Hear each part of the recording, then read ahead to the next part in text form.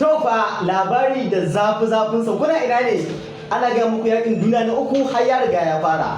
Wannan magana ta fito daga bakin Prime Minister na ƙasar Rasha. Ya ce wanda bai sani domin yakin duniya na uku ya riga da ya ma fara. Sannan kuma ƙasar China ta ambata cewa COVID-19 wato coronavirus ƙasar Amurka ita ce ta ƙirƙire ta. Sannan kuma daɗin daɗawa ƙasar China wato Putin shugaban ƙasar Rasha ya ce muddin ƙasar Amurka ta turo mata wannan somarin na ƙasar Amurka ɗauke da makaman nukiliya, ta ce muddin ya karso kan iyakarta ita kuma za ta mai da martani ne da oceanic missile. In kun san shi shine makami mai linzami mafi hatsari a duniya. Sannan kuma sojojin ƙasar Hamas wato sojojin ƙasar Palestine sojojin Hamas sun tabbatar da cewa ba za su taɓa yin saranda ba sai dai gaba ɗaya rayuwarsu ta ƙare. Sannan kuma shugaban ƙasa Putin ya tabbatar da cewa ba za su taɓa lamuntar abin da ƙasar Amurka take shirin yi musu ba.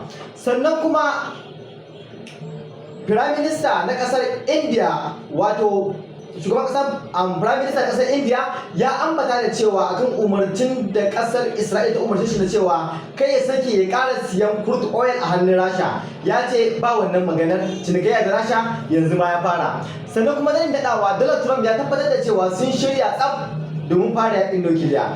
Wanda ya shirya mutuwa bai mutu wani kuma sa amma mutuwa tana dab da kai da